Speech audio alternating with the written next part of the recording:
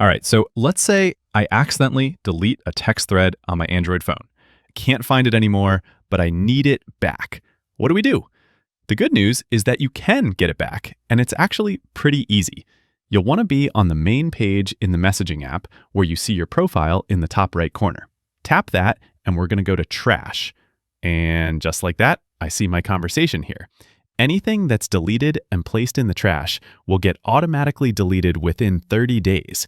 So if you want to restore something, you better do it within that 30-day window. Otherwise, you might be out of luck. I'll tap this thread to select it, and then click that little Restore button, and that'll move the conversation back to my Messages app. If you don't see anything in the trash, another place to look would be the Archived folder. Tap your profile, go to Archived, and sometimes your thread ends up here if you accidentally archive a conversation.